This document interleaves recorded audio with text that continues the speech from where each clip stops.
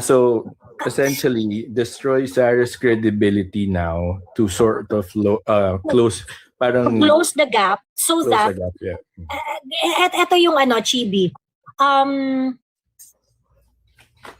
The mathematics of election cheating, ganyan. Actually ito naman sinasabi ng iba't ibang mga election advocate. COMELEC or kung sino man yung mag-cheat sa election, sa national election, can only cheat up to certain amount. Ang consensus ng iba't ibang mga election advocate is only at up to 5 million. Kasi actually si TP nagkaroon ng analysis dyan yung parang kung ilang milyon lang yung pwedeng ma-cheat. And then there are other election advocate na merong similar presentation na yung boto ni ganito napunta kay ganito, yung boto ni ganito napunta. Pagkatapos ang lumalabas around 5 million yung napa-plus minus dun sa iba't ibang mga nawawalang boto. Oo, gano'n. So kumbaga parang ang consensus ng mga observer is that an election can be cheated only up to 5 million. National election, it can only be cheated up to 5 million votes. Merong certain threshold lang na kapag lumampas ka dyan sa number na yan, masyado nang obvious yung cheating. Hindi mo na mapapaliwanag yung cheating.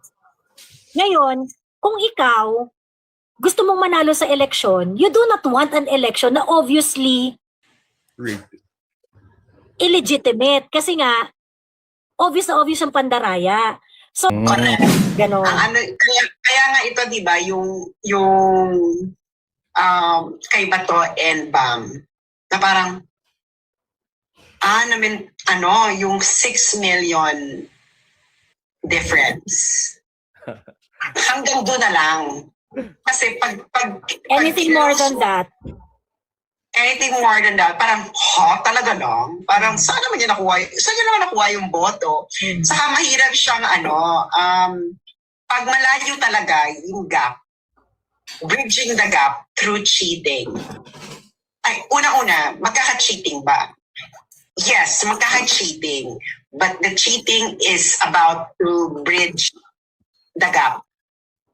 Final gap. Ngayon, kung overwhelming si Sara, na malaki talaga yung gap, the only cheating that is possible is to bridge the gap para hindi magmukhang, ay grabe si Sara, nanalo siya overwhelmingly, ganyan. Nung parang itong kay BBM versus Lenny 2022. Hindi mahirap siyang i-bridge. Because talaga layo nung ang layo nung gap. So parang parang parang grabe yung kalayo, mahirap na mahal itong i-cheat. Actually, it's not possible to cheat that at all because the gap is overwhelming. Na kahit bridging the gap, parang talaga, saan mo naman nakuha yung pang-bridge, di ba? No, parang mahirap talaga siyang gawin. Ito kay Sara, probably what happened between Bongo and and Bam, and probably what happened between PRRD and Mar. That's gonna happen. Di ba sabi nga nila yung kay PRRD, ang panalo daw talaga dapat ni PRRD is 21 million. 21 million. Ngayon, na parang ang ginawa na lang nila, binabaan na lang nila si PRRD. Tapos inilipat na lang yung kasi nga 21 million versus a possible 9 million lang. So parang ang layo, parang magmukha pa rin, magkaroon pa rin ng legitimacy na madami pa rin kami, 21 million lang kayo, ganito lang yung lamang ninyo, etc. Pero as time went by, nakita natin na maraming supporters si PRRD, ang laki-laki ng trust rating, ang laki-laki ng eksena. Ibig sabihin, there's something not correct with the mathematics, with the election.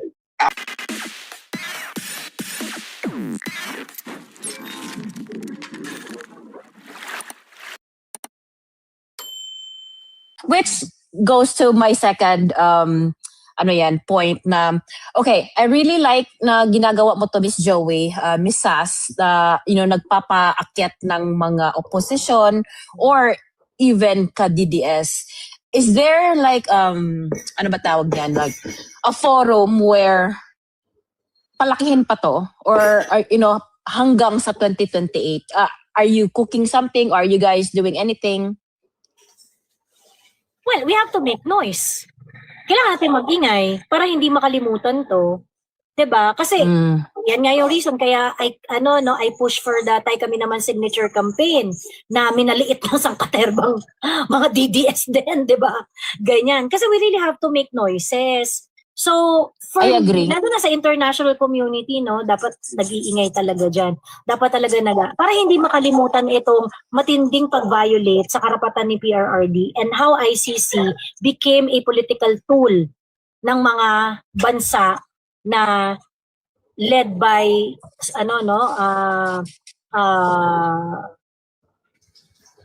unworthy individuals like Bongbong Marcos, 'di ba? So, yun, sa akin, let us continue. I do not know what I can do in the future. Dapat magsama-sama tayo. Dapat we unite our voices. Dapat walang makakalimot. Diba? So, everyone should be involved. Well, I'll do what I can, but all of us should contribute. All of us should be united. And all of us should be focused on our goal. So, ayun lang. So what would that be? Number 1, push back, di ba? Tapos mag-ingay. Yeah. Okay. And then magkaisa. Ilan lang magagawa natin. Kaya nga tayo nag-vlog para maingay tayo di ba? Kahit may mga bashers, kahit may mga lovely sa mundo. Correct. Kahit may mga basher, di ba? Wapakels. Ingay lang tayo. At yung pag-iingay na may sense. Yung pag-iingay na, a lot of people would say na, ba't tayo ginagawa yan? Wala namang magbabago dyan. No, may magbabago dyan. Ever since I started vlogging, ang lagi kong sinasabi is, yung course ng bansa natin is going to be dictated by the national consciousness. And the national consciousness should be intelligent, should be smart. Pag bobo ang national consciousness mo, you're going to make bad decision after another. 'Di ba? Pero kapag yung mga citizens mo, alam nila yung gusto nilang mangyari sa bansa nila and alam nila kung paano mag-strengthen ang mga national policies that works. And if we are going to decide in unison in achieving those kinds of goals, edi mas matutuwid natin yung bansa natin. It's a long shot. It's not gonna happen overnight. But we have to start somewhere. Diba? So that's why we have to engage in this, this kind of public conversation. We challenge our political position because at the end of the day, when we make choices, one election at a time, kung smarter yan than the previous election, then we are one step closer to our goal. Ganon. So, yeah, and I agree. Kaya nga gustong-gusto ko yung mga ginagawa mo na you invite oppositions to, pina-priority mo pa. Kasi, like I told you, yun yung ginawa ni Charlie Kirk. And that was the pivotal moment na nanalo si Trump actually. Kasi, di ba tinatanong niya yung pumupunta siya sa mga college, college universities talaga where lampakan ang mga liberal. Tapos tinatanong niya, china-challenge niya yung belief nila. And as always, it all collapsed after. Si Charlie Kirk ngayon, kung buhay siya ngayon, I don't think he will agree to Trump eh. No, he was not agreeing actually. He actually, yung I think it was the Israel issue. He was he was starting to question, and then the big thing, hindi siya tinanggap na donation. Kaya doon I don't know if you're following yung sa sino nga hindi siya yung isang anchor nila na fire ng Fox News. I'm not sure if you're following him. Isa din siya naging supporter siya ni Trump, tapos ngayon hindi si Candace Owens, yung reporter, kine-question niya na yun si Tucker Carlson.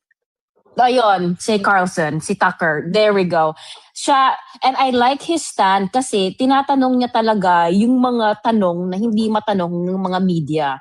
Kasi ngayon, independent na, di ba siya?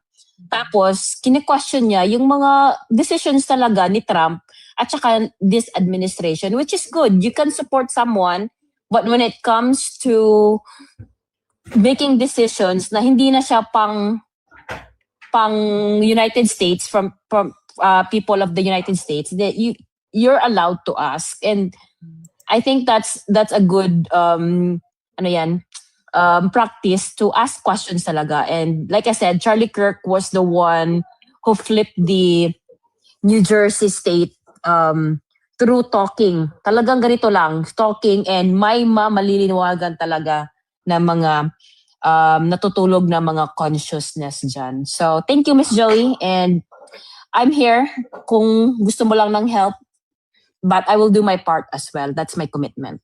Thank you, Miss Mona. Ayan. Anyway, I'm just doing my thing. I am not patterning it to anyone. I am not using Charlie Kirk as my pattern. I'm just No, it's my opinion. So, sinasabi ko lang, kumbaga baka iniisip kasi nung iba na parang, ginagaya ko si Charlie Kirk or something like that. Hindi naman ganon. I'm just doing things that I can, and kung ano man yung mai-offer ko, yun lang yung ginagawa ko. Ayun. So, please do not have the impression na ginagaya ko siya or whatsoever. No, At saka, I'm hindi not. Parehas kami, hindi naman kami parehas. Ayun. May similarity lang where you like to ask the opposition and challenge the narrative. And I like that. Nasa part na yun. Yeah, yes. Yung you're welcome everyone. Tapos kung bobo sila, ayun, namumura kahit minsan. Anyway, ayun. True. Basta bastos. Siyempre, bastos din tayo pag bastos sila. Hi, Direk Daryl. Leandro Legarda Leviste. Sleep ka na, napakalalande. Ayun. Anyway, bakit na pinapatulog si Kong Leviste, Direk? Na mali ka yata ng window, Direk. Char. Ayun. Anyway, Mona, maraming salamat. Punta na tayo kay Chibi, ha? Miss Joey, long Hi, time. Chibi. Si Casto from YouTube. Hi, hello, Cass. Long time. Hi, Sas. So, as usual, every time I umaakyat ako dito sa live nyo, I post my questions to both you and Sas.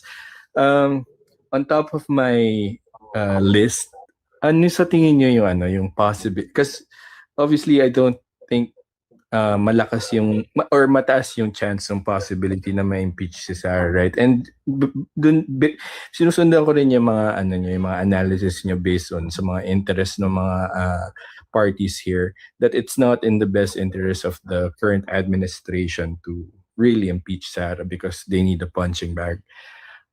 At least not immediately. Right. Fast forward to 2028. Let's just say the kakampings would fail to convict si VP Sara. Ano sa tingin niyo yung possibility that the elections will be cheated come 2028? Possibility that the election will be cheated in 2028? Yes. 100%. Di ba? Oh, 100%. Pero, actually, ganun din naman yung scenario ng 2025. Ang problem kasi, i-cheat nila yung election, pero hindi nila kasi po pwede yung i-cheat ng bonggang-bongga because they want the election to still have the cloth of legality. Kasi pagka i-cheat mo yan ng bonggang-bongga, magmumukha na talaga, mawawala ng credibility yung election. So they want to cheat the election but only up to the extent that it will not lose its legitimacy. To the point na like yung likelihood, kasi di ba mataas yung likelihood that Sarah will win 2020. Yes. Pero hindi ko masyadong maintindihan yung sinasabi mo na they would cheat it to just a certain extent. Because you cannot cheat, you cannot do a total cheating kapag kunwari sobrang lawak ng lamang. So essentially, destroy Sarah's credibility now to sort of close, parang Close the gap so close that the gap, yeah. Ito yung Chibi. The mathematics of election cheating, ganyan. Actually ito namang sinasabi ng iba't ibang mga election advocate. Omelette or kung sino man yung mag-cheat sa election, sa national election, can only cheat up to certain amount. Ang consensus ng iba't ibang mga election advocate is only at up to 5 million. Kasi actually si TP nagkaroon ng analysis dyan yung parang kung ilang million lang yung po pwedeng ma-cheat. And then there are other election advocate na merong similar presentation na yung boto ni ganito napunta kay ganito, yung boto ni ganito napunta. Pagkatapos ang lumalabas around 5 million yung napa-plus minus dun sa iba't ibang mga nawawalang boto. Oo, gano'n. So kumbaga parang ang consensus ng mga observer is that an election can be cheated only up to 5 million. National election, it can only be cheated up to 5 million votes. Ganon. Ewan ko siguro ngayon, baka mas marami na kasi mas marami na siguro yung registered voter, maybe siguro 7 million na or 6 million or something like that. Merong certain threshold lang na kapag lumampas ka dyan sa number na yan, masyado nang obvious yung cheating. Hindi mo na mapapaliwanag yung cheating. Ngayon, kung ikaw gusto mong manalo sa election, you do not want an election na obviously illegitimate kasi nga obvious ang pandaraya. So yung ganong klaseng cheating, maybe 5 million to 7 million na votes na i-cheat, na i-rig. Yun yung hindi mo mahahalata na cheating. Yung parang may mali pero hindi mo ma-pinpoint exactly kung saan yung mali. Correct. Ganon. Kaya nga ito, 'di ba, yung kay Bato and Bam na parang yung 6 million difference. Hanggang doon na lang. Kasi pag anything more than that,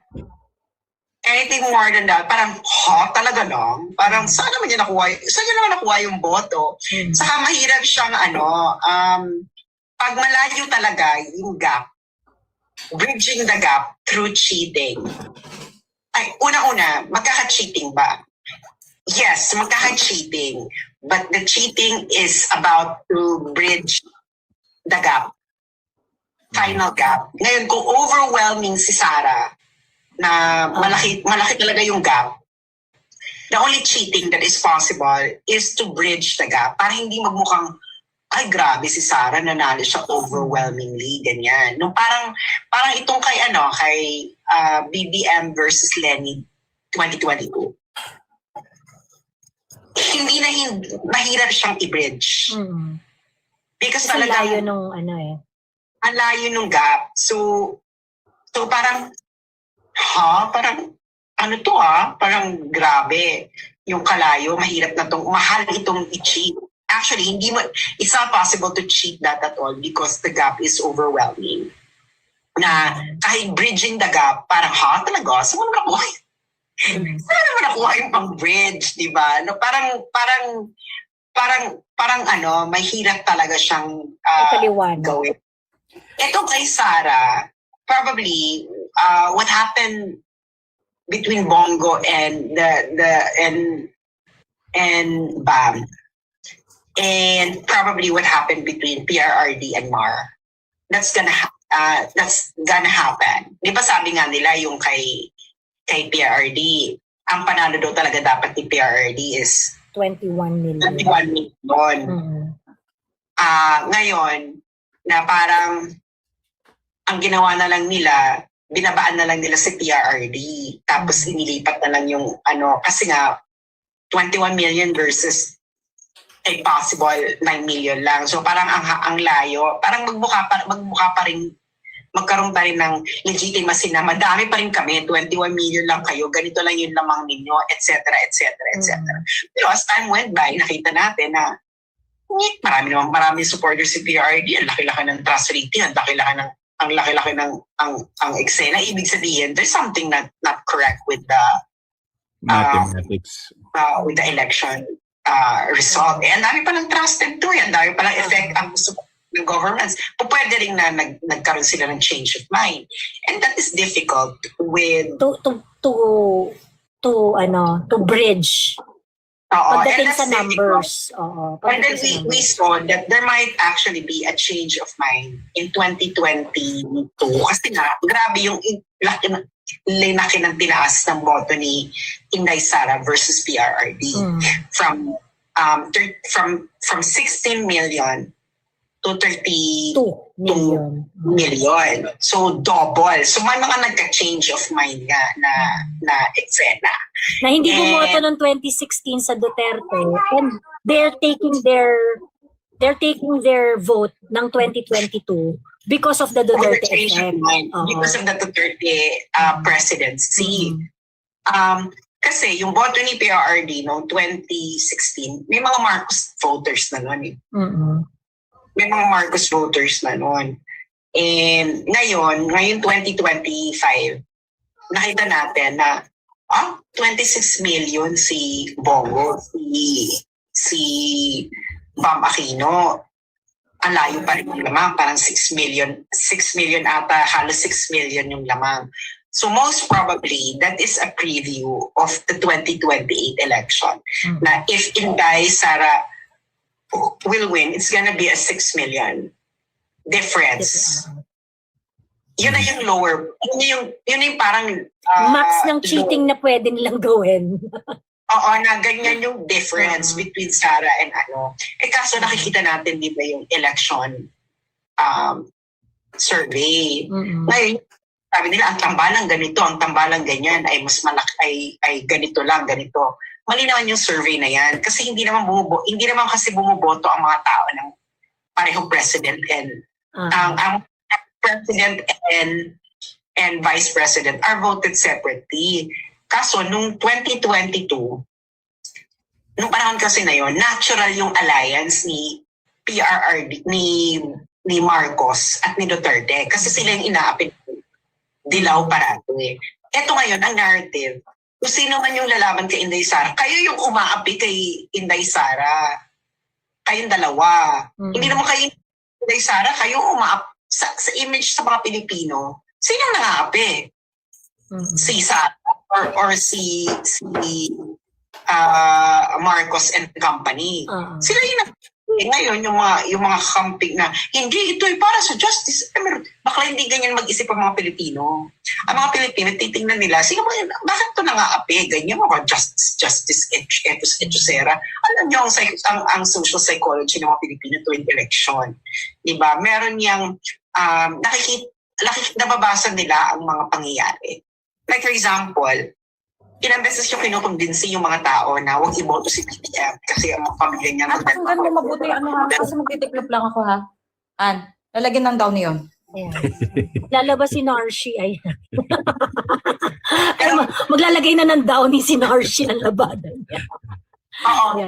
Pero for the past 30 years, ang nakikita ng mga Pilipino, ang inaapi, yung mga Marcoses. Diba? So, kinoconvince sila na ang mga Marcos magdanako, pero nakikita ng mga Pilipino, sila yung inaapi. Hindi sila yung nangaapi. Ngayon, fast forward to the present situation, sila nakikita ng mga Pilipino inaapi. Kayo ba? Ang makikita ng mga Pilipino, nakipag-alliance sa kayo kay Marcos na nangaapi. Yun ang nakikita nila. That's why they rewarded Bongo in 2025. Hindi ba? Tapos ang masyadong dikit si Bato sa si Bame. Can you imagine? Pero hindi binoto si Jimmy Bondoc, no? Well, yun nga. Meron kaya nga ang may questionable talaga yung questionable talaga yung election, yung election result. Kaso nga lang kasi, yun yung sinasabi ko na kasi 'di ba ang question mo, magkakaroon ba ng dayaan? I think meron. Yeah. Ang problem kasi, yung hindi rin kasi tayo sophisticated enough to identify where is dayaan coming from eh. 'Di ba? Kasi hindi natin nabibisto. kung saan nanggagaling. You know, the only successful electoral challenge happened dun kay Zubiri at kay Coco Pimentel, di ba? Yun yung pinakamabilis na election protest na nadesisyonan. Yeah. Na pinalitan ni parang number 12 nun si 12-13 nun si Zubiri at saka si Coco Pimentel na eventually si Zubiri yung nag-take over na nung term na originally na declare si Coco for. Anyway, ang point here is that magkakaroon ng dayaan. I think magkakaroon talaga ng dayaan. Kaso nga lang, To the point that they'd like make their candidate win. to the point that yung dayaan, hindi nila yun itotodo to bridge the entire gap. Kasi nga, kapag kunwari, tinodo nila yung dayaan na yun, pwede mong i-void yung election. Ayaw din ng madudugas na i-void mo yung election. Okay. Ganon. So, mandadaya sila only to the extent na hindi mo ma-void yung election. So, yung extent na yon historically, is around 5 million, 6 million votes. Yeah, actually, kaya the reason why I'm posting this question is I feel like, they'd really do the worst things possible come 2028. Katulad nung follow-up question ko na feeling ko dadayain nila to the point na talagang papalabasin nila yung kandidato nila. And the reason why I say that is because I feel, my opinion, na nagawa na nila yung worst thing possible, which is ipadala si PRRD to dun sa The Hague. Yeah. And Tapos parang feeling mo this time around, they're going to be totally shameless. And the reason why I say Posible, that, oo, posible. Actually, ang gagawin nila dyan, before election, magpe-prepare na sila ng iba't ibang uri ng pandurugas. tsaka ng Yung crowd online control. voting ng OFW, basically parang, preparation para i-disenfranchise yung mga OFW And the reason why I say that is because feeling ko yung ginawa nila kay PRRD was actually a test on how the public would react. At that time, there were massive movements all over the country, and they were able to, in a way, control it.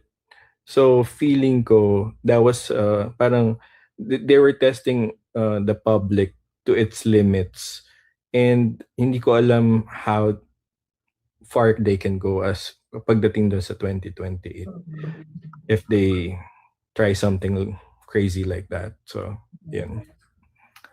That's it. As always. Yeah. Thank you. Thank you, Chibi, ha? Well, tingin ko naman yung sinasabi mo na are they gonna go totally shameless? Tingin ko hindi nila ito todo doon. Yung shamelessness, yan, yung for example, yung binabago nila yung overseas absentee voting mechanism. I think it's a preparation to disenfranchise the OFW. Yung mga pandurugas nila or yung mga nila, it will come in different shapes and form. Kaya we have to put in mind that in 2028, the only way for us to secure a win is to absolutely go out and vote. Na kahit anong mga entrada nilang gawin to disenfranchise some voters para hindi natin ma-reach yung overwhelming numbers, hindi pa rin sila aabot. Tapos na ba ang voters registration? Hindi pa. Hanggang yan? Usually hanggang October yan ng 2027. Alright. Kasi may ipapublish pa yan Ipapublish pa yung voters list. Pagkatapos, tapos botohan na ng May 2028. So, ang deadline yan usually baka maging mga October 2027. Last na, Miss Joey and Sas, kung may time lang kayong sagutin, tawag dito, do you think madidesisyonan ng Supreme Court yung case ni PRRD, and do you think it would have effect dun sa mga current discussions now about impeachment and flood control? Halimbawa, let's just say yung case ni PRRD sa Supreme Court turns out to be in his favor. How do you think this would affect yung mga current ganap? Yeah, that's all. Thank you. Thank you, Chibi. I think yung decision ni PRRD tungkol yung mga cases ni PRRD ngayon, habeas corpus cases yun sa kanya. So I think it's a liberty issue. It is a liberty issue. It's not going to have a direct effect dun sa ibang mga issues na meron tayo ngayon, yung corruption, flood control, etc., etc. Pero siguro meron siyang moral effect na parang gumagana pa pala yung justice system, pinoprotectionan pa pala tayo ng Supreme Court and things like that. So siguro above anything else, the effect would be a moral booster na meron pa palang konsensya yung gobyerno natin sa katauhan ng Korte Suprema. Ganon. Above anything else, siguro ganon yung magiging effect niya. And if they're going to decide on the habeas corpus cases of PRRD, ibig sabihin, they're going to decide on other public interest issues cases as well. So it's going to strengthen the trust of the people to the Supreme Court if they're going to decide on those cases. Pero hindi siya direkta kasi hindi naman yun yung topic dun sa mga kaso ni PRRD na nakabinbin sa Supreme Court eh. So that's what I think. Ayun. So anyway, hello. Ikaw, mag-react ka ba, Sas, doon?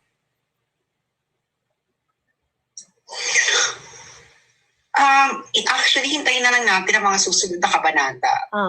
Mga matter of crossing the bridge when we get there, no? Oh, and I really think that the Supreme Court is in a bind right now on what to do.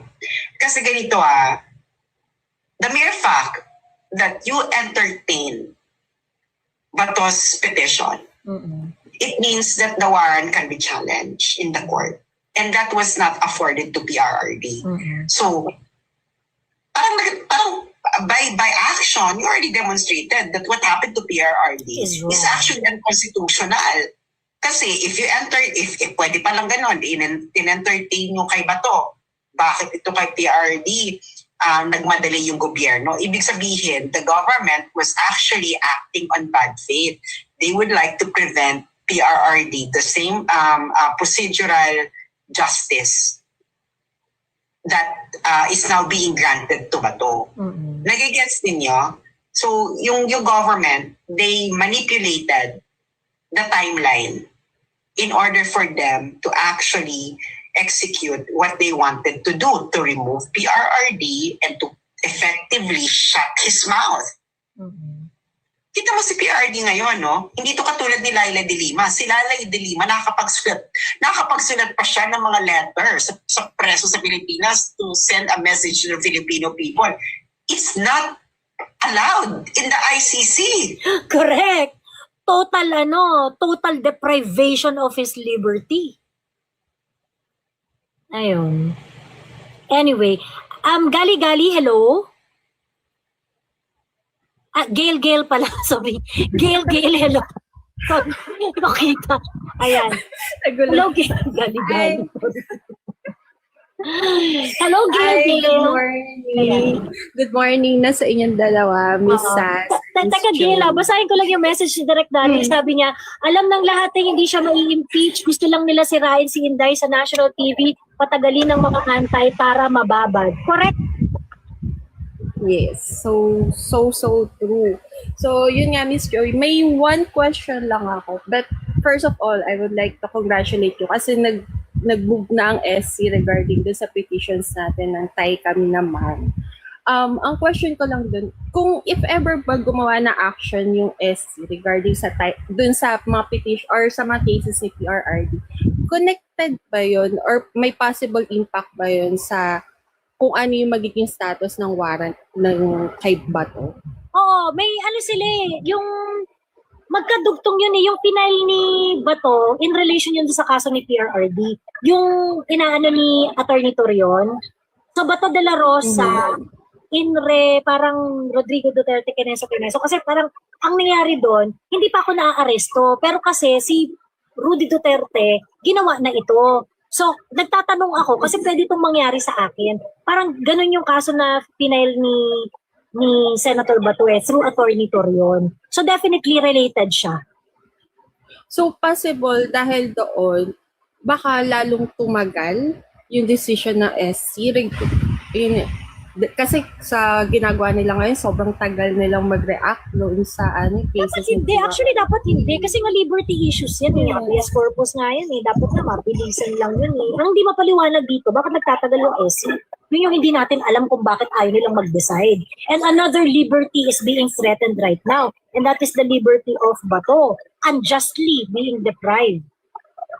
Yes, ayun nga. So sana nga talaga kumilos na yung SC dahil sa gitna ng kaguluhan ngayon regarding sa politika and sa three branches of government, sila lang talaga yung makakapagpahinahon or makakapagbigay ng guide sa atin lahat kung paano tayo talaga makapag. And yun nga, in line with the issues sa Senate, no? So hopefully sana sa lahat na nakikinig ngayon, huwag nating kalimutan yung sa flood control project issues. Kasi nakita naman natin sa isiniwalat ng 18 Marines, connected yung flood control issues with ICC and malaman talaga na ano ba talaga role ni Trillanes. Kasi parang nagka 2.0 siya dun sa ginawa niya sa backdoor channel na ginawa niya sa China. And ang lakas, sobrang lakas ng loob niya na hopefully talaga, I think merong mga gustong magkaso kay Trillanes regarding sa ginawa niya kay Bato. Sana matuloy yun. And yung, yung plinano nung attorney ng 18 Marines na mag-submit nga ng mga affidavit dun sa mga countries na affiliated pa sa ICC. I hope na wala na kasi tayo narinig regarding din kung ano ba yung mga naging reactions din ng mga other countries na nakikita nilang ganito yung ginagawa sa Philippines ngayon. And lastly, Miss Joey, magkakaroon na naman ata ng TRICOM 2.0 sa gitna ng Hindi na lang invitation. Ayun. Pero I remember kasi last year, parang sinabi niya din to, kalagitnaan dito ng umuubo na impeachment na they really want to suppress yung mga katulad yung vloggers na nakakapag-reach sa masa na ina-explain regarding dun sa mga evidences, sa mga lapses. I think connected pa rin tong TRICOM 2.0 na to sa impeachment ni Sara na gusto nila kayo isuppress yung mga Duterte aligned vloggers para nga mabawasan yung sakit ng ulo nila regarding sa pag-debunk ng mga ebidensya tungkol dun sa impeachment trial. Ayan. And only do so, siyempre talagang mag-iipitan nila yung mga noisy, di ba? And gusto ko lang mag-react na kasi nakakasuka yung sila Tito Soto. I remember one interview, parang sinabi niya na mag-ingat yung majority ngayon kasi dalawa lang yung lamang nila para maging majority sila. Parang may mga ganun siyang threat yung sa mga interviews niya. So hopefully, thank you rin pala sa 13 senators na nag-stand out. And ayun, kaya din siguro hindi nila tinalo yung cook na pinabalak nila ngayon kasi I think papakita na lang nila sa taong bayan na personal lang talaga, hindi para sa bayan yung ginagawa. Ayun lang.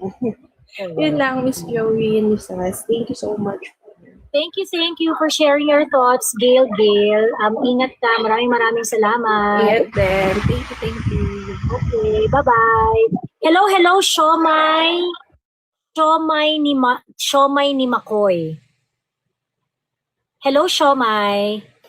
Gail, maraming salamat sa kapit sa sa guest. Hello, Ma'am Joey. Good morning Hello, po, Ma'am Shoma. Sas. Good morning. Ayun lang po. Actually, first time kong umakyat. First time rin akong nag-open ng TikTok para lang dito sa Wow. session na to. So, ayun lang. Gusto ko lang sabihin na na-appreciate ko po yung ginagawa nyo. Especially sa mga natututunan ko. Kasi yun lang naman yung importante na magde-decide tayo for ourselves tapos maintindihan din natin mga bagay-bagay sa sarili nating facing. So minsan lang, Miss Joey, natitrigger lang ako sa mga post na mga kakamping, especially yung minsan matatawa ka, minsan matitrigger ka, especially yung meron silang isang pinost siguro a few months ago, yung ang daming honorary degrees ng thought leader nila na si Lenny. Ang dami niyang doctorate degree from humanity, mga ganun. Parang ako, nung habang nire-research ko yun, so, research ako ng research, tiningnan ko kung sino sa mga, maliban kay Lenny, sino sa mga politicians yung meron ding ganong klaseng awards. Only to find out na pati pala si Bong Revilla meron ding doctorate in humanities. So, ang ginawa ko, naggumawa ako ng image, tapos nilagay ko lang dun sa image na hindi siya appetizing if hindi siya applicable sa narrative na gusto niyong gawin. So, parang, kasi ang alam ko po, si Ma'am Joey, si PRRD, nung time niya, hindi siya nag-accept talaga ng awards, ng mga honorary awards Hindi na siya yan. parang honorary ng UP. Ng UP, pero Ayaw hindi niya tinanggap. Opo. No, Ang next. tinanggap niya lang po na honorary degrees yung from Russia. Yun po ang pagkakaalam ko out of Ang tawag nila dito? siguro yun. International relation. Oo, si Winnie Monsod. Si Apo. Winnie Monsod, di ba kanya anti-Duterte talaga yun? Oo. Tapos nung gumaganda na yung economy natin, Oo. bandang 2019, nag-flip ng switch si Winnie Monsod na parang, tama nga yung mga desisyon ni PRRD, I made a mistake, I agree, mga pinagagawa niya, kinasa-kinasa, ang sagot ni PRRD. Totoo po. Tapos, yun nga, tapos Ma'am Joey, natitrigger sila kasi nung time kasi ni Digong, since bago sa akin kasi, nakilala ko po actually si Digong dahil po sa World Economic Forum. Parang meron pong isang YouTube na video about dinidiscuss niya yung federalism. And na-amaze lang ako sa kanya kasi bago yung concept for me, bago eh. So, naintindihan ko siya. Hanggang sa nag-research about sa background niya, only to find out, kasi ang sinasabi nila na ang mga Robredo daw are epitome of good governance and all in all, yung mga puro, alam mo yun, palamuti. Tapos only to find out na si Digong pala at si Jesse Robredo is halos sabay silang naging mayor ng pare-parehas na baluarte nila. So for 19 years, si Jesse, tapos si Digong almost 22 years. Pero sabi ko, while hindi naman natin ini-invalidate yung achievements ng Naga City, pero para sa akin kasi, kung mamimili kasi ako ng leader, yung una kong titingnan yung baluarte niya eh. Kasi kumbaga, kasi na lang yun eh, hindi mo na kailangan manghula eh. Kumbaga, ito na agad yung result. Tapos nagagalit sila kasi parang si Lenny Robredo, 1 year pa lang naman yan, what do you expect? Ganyan. Sabi ko, yun nga eh, 1 year, tapos gusto niya maging presidente. Yung asawa niya, matagal Opo, ayun nga, Ma'am Joey. So, 19 years si Jesse Robredo. Tapos, DILG secretary pa siya for 2 years. Tapos si Lenny, 6 years na VP. Tapos 3 years as congressman and 1 year as mayor. With all those things and power at their disposal, ang poverty rate ng Naga City at sobrang liit pa ng population nila, 210,000. Pero nasa 15.19 or nasa ganun pa rin na range. Parang ang akin lang naman, kung magaling talaga or meron man lang totoong competency, sana na-apply nila sa baluarte nila yun. Kasi kung titingnan mo yung Davao City, Ma'am Jo, di ba yan eh, times 3 yan ng Metro Manila City eh. You can fit 4 Metro Manilas in Davao City at 1 million population, and yet nasa 8.8% yung poverty rate. considering pa, Ma'am Joey, na meron pa silang Muslim insurgencies and iba-ibang insurgencies. Meron sila mga challenges na Oo. sa ibang. Yun nga parang sabi ko, lagi kasi siya sabi, sige, typhoon ridden, pero ang typhoon kasi is seasonal and every part of the something that you Philippines. expect to happen. Oo, kaya pinagpa-preparean mo dapat yan. And kung meron ka talagang, leadership na matatawag, sana kayo yung nag-pioneer ng resiliency with regards to mga sakunang ganito. Di mas napabilib pa sana kami. Pero unlike kasi yung typhoon and all, ito, ma-experience lang naman natin to 6 months in a year, unlike pag meron kang insurgencies from Abu Sayyaf and other lawless, diba, mga criminals. Ito 24 hours, hindi ka papatulugin.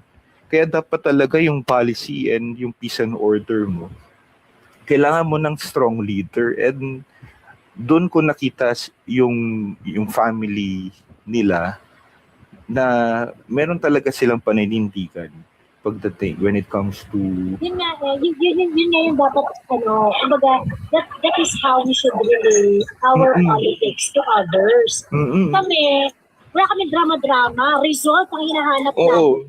Tama. Freedom, individual rights, Totoo yan.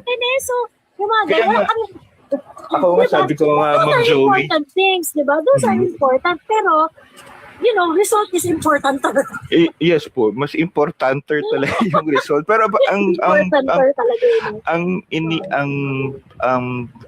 what I'm trying to point out is, sabi ko nga, yung work kasi, yung job, it's not for all Parang kung ako kasi, pag nagde-decide ako, kung sino yung sa tingin ko is, meron siyang may kompetensya. Kunwari, when I ask about medicines, syempre, ang una kong i-consult yung doktor, pero kung makikinig ka sa hindi mo naman profession at hindi mo expertise, yun lang, mabablur talaga yung vision mo. Sa mga Pinoy kasi, Ma'am Jo, bida-bida nagiging expert na lang bigla-bigla. Kahit nga mga expert pa minsan natitwist nila yung truth. Depende kung ano yung magiging convenient for them And unfortunately, that is what's happening right now sa politics natin. Yun lang, medyo ang pakiramdam ko lang, takot na takot sila kay Sara. Kasi sabi nga sa napanood ko nga na video hindi kasi nila ma-predict and people are afraid sa taong hindi nila kayang basahin. Just like what happened to Tatay Digong, hindi nila siya mabasa. And mas lalo na ngayon si Sara, hindi nila mabasa kasi si Sara very upfront, very ayun lang naman, Ma'am Joey. So na-share ko lang naman din yung mga na-experience ko lately saka yung frustration ko. Pero kaya yan, mabilis lang naman panahon, basta kapit lang tayo lahat. Yes, okay. Push back lang while nandito tayo. Konting kembot na lang, kapit lang ako. Opo. Thank you po sa sa effort and support nyo. Okay. So may iturong si Direk Darin, ang dami nagsasabi dito. Hindi po, lang, bedroom voice lang tayo. Hindi raw siya si Direk voice. Darin. Meron siya profile pic, guys. Teka, tanggalin ko. Ayan may profile pic siya. No. Ayan.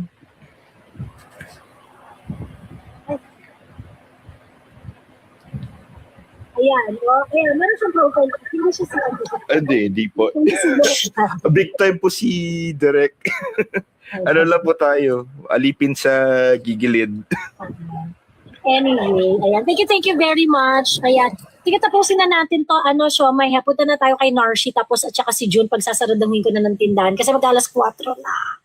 Ayan, kailangan natin matulog. Thank you very much, Siomay.